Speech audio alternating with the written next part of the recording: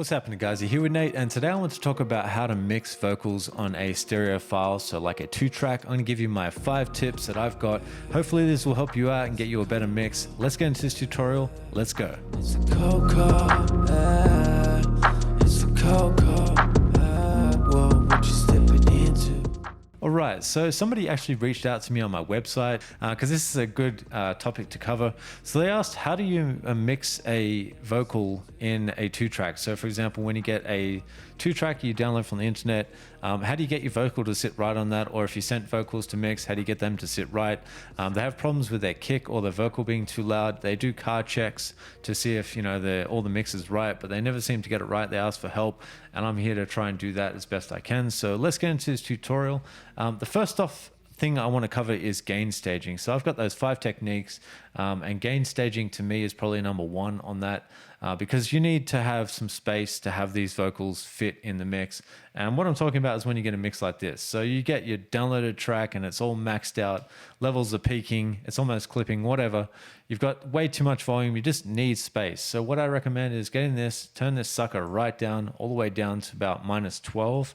When I say that, I'm looking at the level here, it's -12, or anywhere between -12 to -6. That's a good level to have. It depends on what you've got, how many vocals there are, how many different elements there are in the mix. But this is a rap hip hop sort of genre style, so they're kind of sparse generally, but they may not be. So just make sure you have enough headroom inside the mix.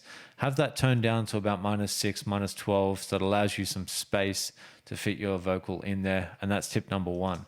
Going off of that tip, for that tip number 1 is with your vocal, if you have a recording and your recording looks like this, where you've got peaks, troughs, peak, trough, you're not trying to do like a dramatic story here, or maybe you are, but if you're trying to control the vocal and you want to have it not stick out or be too crazy, you want it blending with the mix, what I recommend is using a plugin called Nectar. And this plugin here, it's not a Studio One plugin, but it is a plugin that I would highly recommend. And this is by Isotope, and it allows you to do so much to do with vocals and just control everything in one space. So it's really good in that respect. The thing I do like about this is this part here. So it's called ALM, and I covered this on a previous video, which that was my last video just before. I'll link that somewhere. But anyway, that's automatic level matching. So it basically gets the automatic level mode, I should say, and it gets the volume of the levels. It kind of rides the fader for you automatically, and it allows you to get the right levels on the vocals. So I'll show you what this vocal sounds like without it. Again, my vocal here, down here, has already been compressed. So you can see there's some stuff that's already somewhat controlled, but there are some peaks and troughs, and I want it to look more like what's down here, so more leveled and more in control. So let's have a listen to this vocal and see how this works. We'll just turn this up. Have a listen to this track. Ain't no stopping all this last waiting, all this into my past. Now you know there's no debating. I don't feel like I'm here to stay, but I'm here now. All I know is I want that grace I fear now. I'll be stepping out of space, yes, I'm walking fast. All right, so it doesn't sound too bad as it is. Haven't done a whole lot though, but what I want to do here is turn this plugin on, and we'll get into this ALM. So I'm going to turn this on and have a listen to this. Make sure all of these are disengaged, so this is off, so that you're not affecting it any other way, and then try this ALM. So let's have a listen. Ain't no stopping all this last waiting, all this into my past. Now you know there's no debating. I don't feel like I'm here to stay, but I'm here now. All I know is I want that grace I fear now. All right, so that's sounding to me like it's a little bit more controlled. It's in the space. I'm using this, and you could use the limiter. If you turn this on, I recommend leaving a little bit of area for this to still breathe, so you're not cutting off the peaks too much. But maybe a dB or 2, just have that somewhere like that, so you've got a bit of space, as I covered this in the previous video.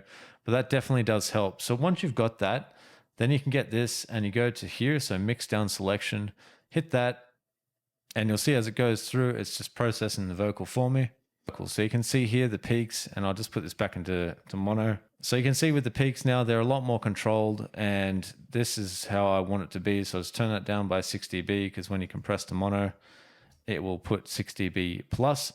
So now you can see my control of my vocal is just a little bit more now. It's less all over the place. It's more in control. We'll just try and see how that sounds.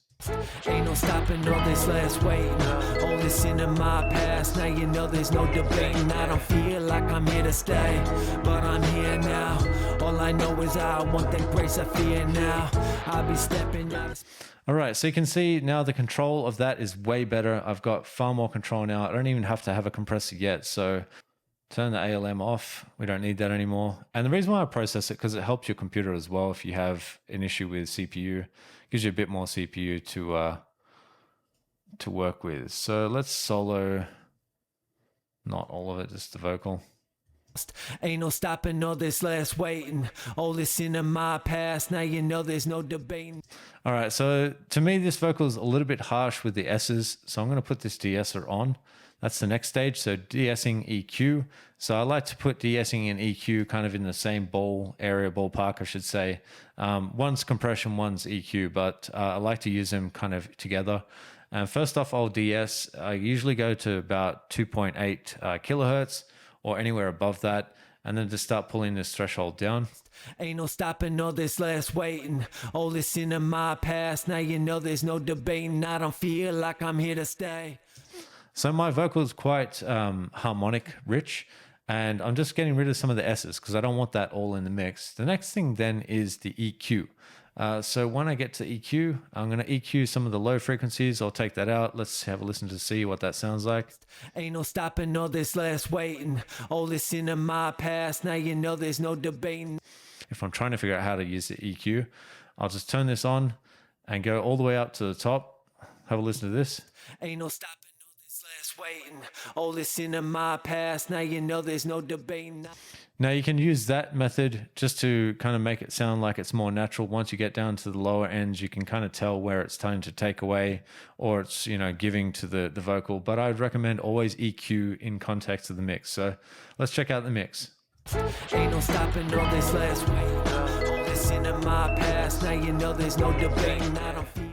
So there we go. It's some more natural sounding EQ. It didn't take me too long to get there, and I've got it 138. It was about where I had it before. So that's that.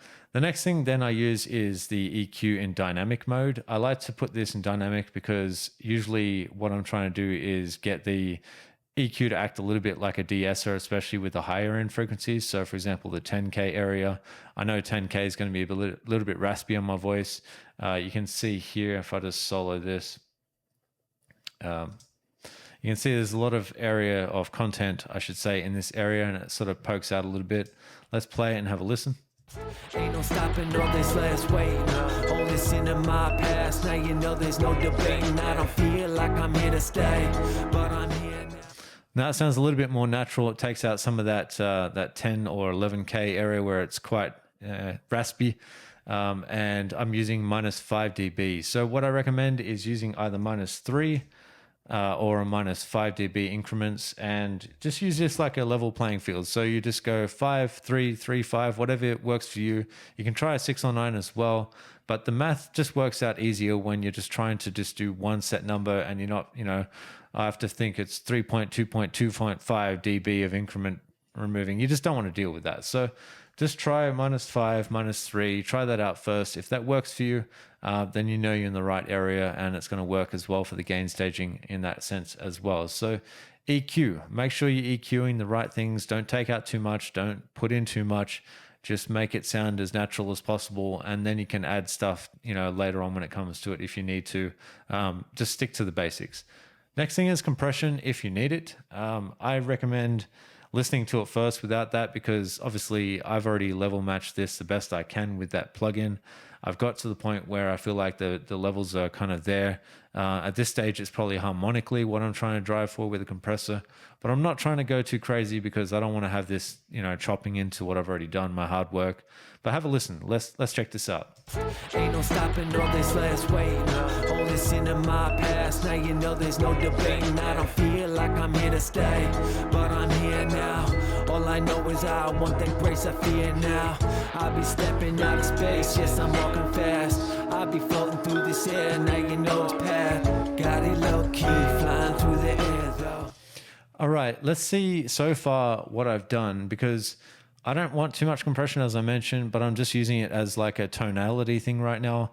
and I've got a really quick release, a quick attack. I can turn this attack all the way up here. Let's have a listen to this.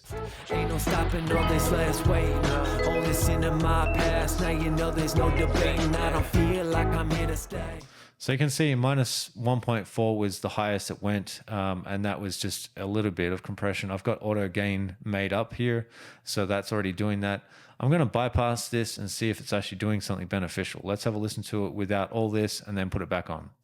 Ain't no stopping all this last waiting.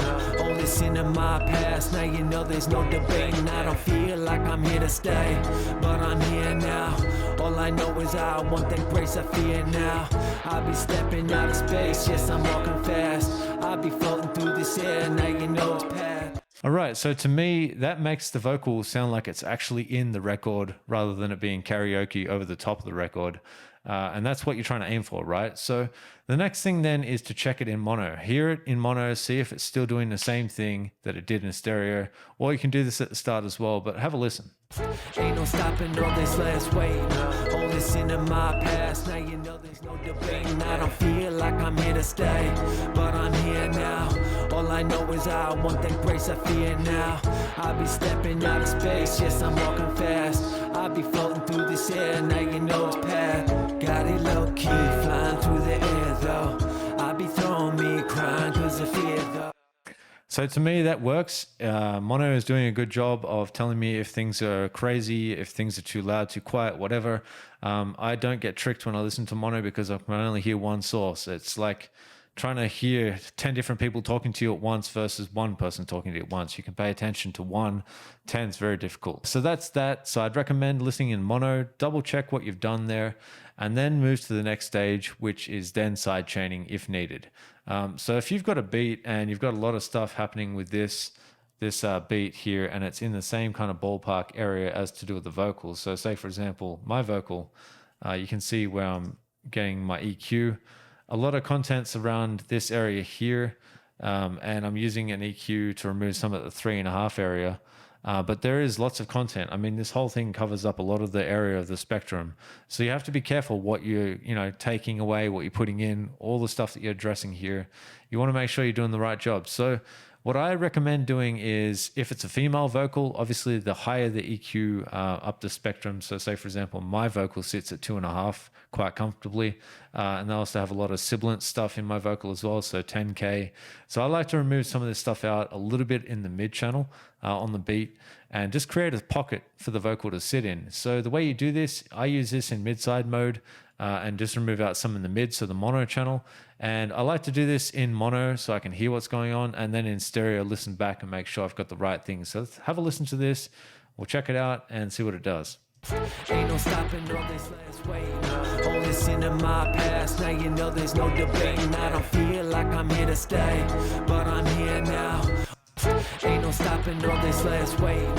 All this into my past. Now you know there's no debating. I don't feel like I'm here to stay, but I'm here now.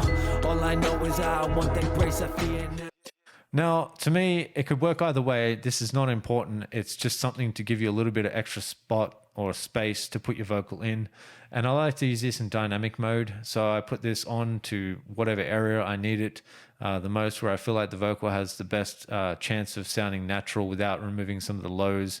You don't want to remove out too much of the beat, because it's just, you're basically getting to the mastering stage of the beat, and then you're starting to take away what actually should be there. So just making sure that you don't do that, and put this on dynamic maybe to try that out, see if that works for you.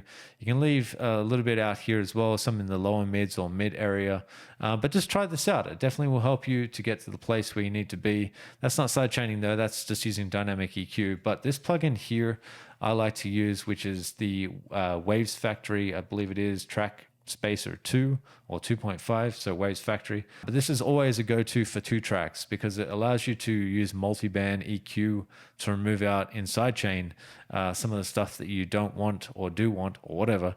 You can use this different ways, all kinds of ways. But anyway, let's have a look at this, see what it's doing, and we'll check this out. So you can see on my 2-track, if I play this, we'll go back into the graph.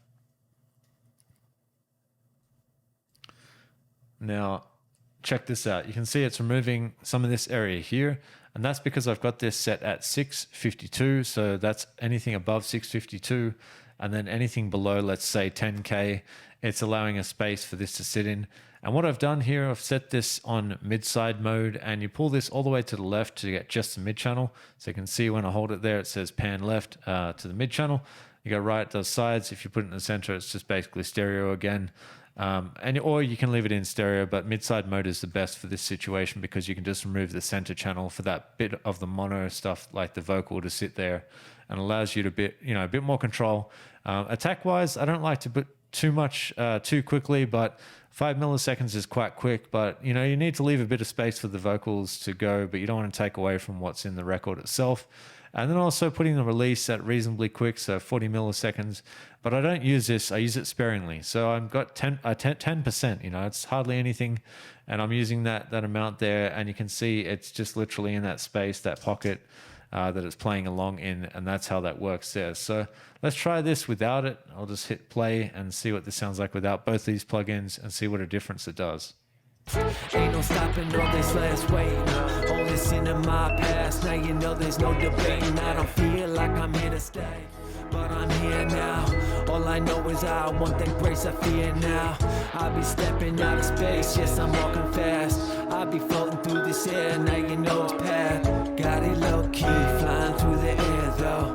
I'll be throwing me crying cause of fear though. Ain't no fear while I'm staring in the mirror though. Got created blind while I see more. I don't know what I know, but I know this. All right, so you can hear with this, it doesn't do too much. It's just allowing a space for the vocal to fit. So it's trying to take away from the karaoke effect and giving it a space then for that to fit.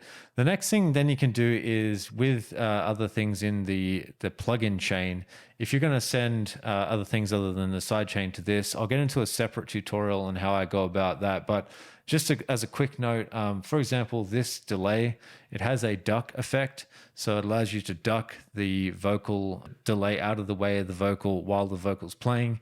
And that's what this ducking amount here is doing. So that's 50% ducking. So when I do set that up, which I haven't done yet, but it's on these two here, but that's what that's doing there.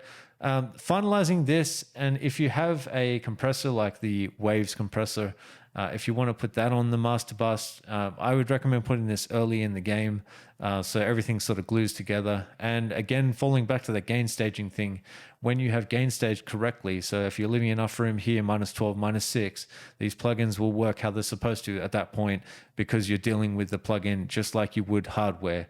I have an actual hardware compressor here, and this is going to my Wes Audio Dione compressor. It's an SSL style compressor. Same deal. I need to gain stage correctly for that. And I would do so the same way with the plugins as well, so I get the same effective stuff happening there.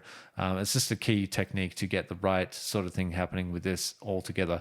So hopefully this tutorial was a benefit. I'm going to make a part 2 of this, maybe with the effects, if it's requested. Hopefully, Nell, this answers your question. If it did, remember to like, share, and subscribe to the channel. I really do appreciate you guys, and that's why I took the time to make this video, and I'll catch you on the next one. Peace out.